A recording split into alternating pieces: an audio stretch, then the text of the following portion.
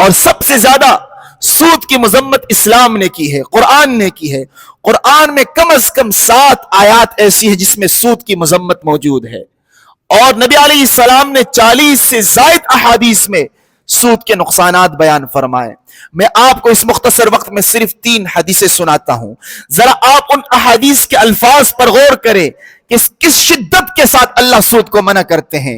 نبی علیہ الصلوۃ والسلام نے فرمایا الربا 70 جزءا، سود کے برائیوں کے 70 درجے ہیں، ایسرها ان ينكح الرجل امه، ان میں سب سے ادنا درجہ یہ ہے کہ کوئی آدمی اٹھے اور اپنی ماں کے ساتھ زنا کرے۔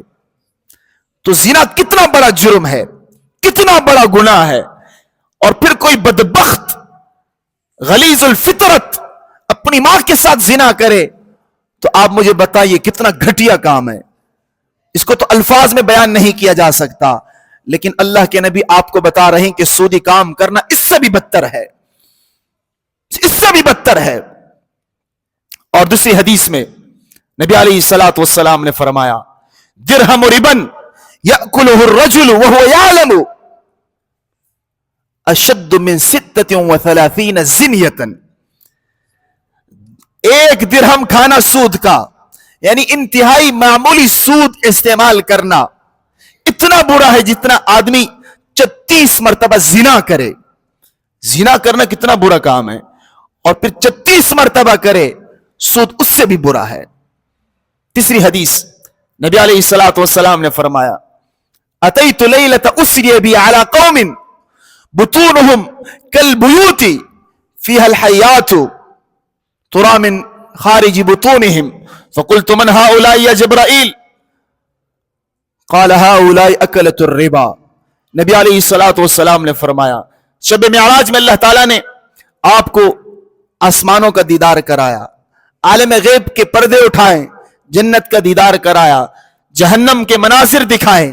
آپ نے ایک منظر دیکھا کہ کچھ لوگ ہیں جن کے پیٹ گھڑوں کی طرح بڑے ہیں، ان میں سام بھرے ہوئے ہیں، باہر سے نظر آ رہے ہیں۔ تو نبی علیہ الصلوۃ والسلام نے پوچھا اے جبرائیل یہ کون لوگ ہیں؟ قال ہؤلاء اکلۃ الربا، یہ جبریل علیہ السلام نے فرمایا یہ سود کھانے والے ہیں۔ تو آج آپ سود کا 1 روپیہ جو کماتے ہیں، حقیقت میں آپ اپنے پیٹ میں جہنم کا ایک سانپ پال رہے ہیں، آپ اپنی قبر میں سانپے پال رہے ہیں اور کچھ نہیں کر رہے ہیں۔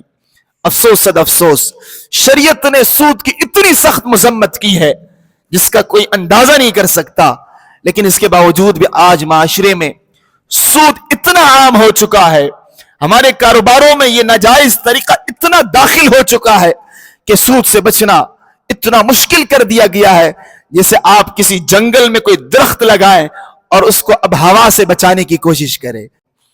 اور نبی علیہ الصلوۃ والسلام نے اس زمانے کے بارے میں فرمایا لَيَأْتِيَنَّ عَلَى النَّاسِ زَمَانٌ، لوگوں پر ایک زمانہ آئے گا لا يبقى احد الا آكل الربا فإن لم يأكله أصابه من غباره۔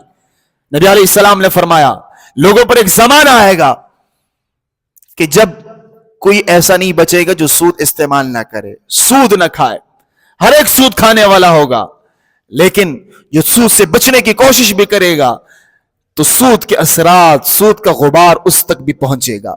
پہلے زمانے میں آپ کو یاد ہوگا کمانے والا 1 آدمی ہوتا تھا، کھانے والے 20 ہوتے تھے۔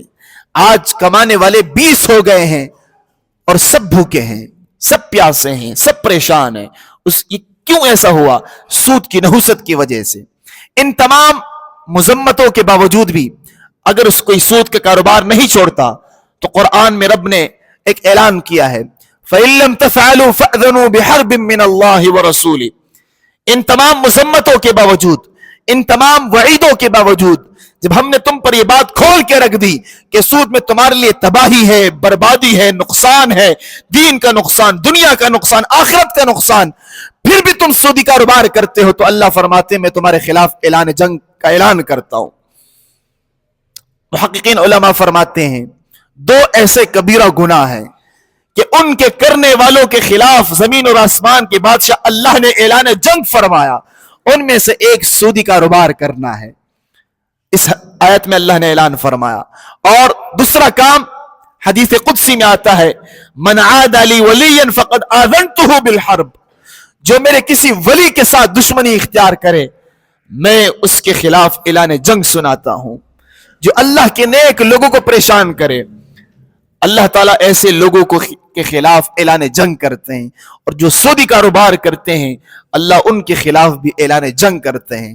اس لیے آج سے عزم کیجئے, بھوکا آپ کو خدا کی قسم اللہ نہیں ماریں گے, پیاسا خدا کی قسم اللہ آپ کو نہیں ماریں گے, لیکن عزم کیجئے کہ سود سے اپنے آپ کو بچائیں گے, ہر قیمت پر سودی کاروبار سے اپنے آپ کو بچائیں گے.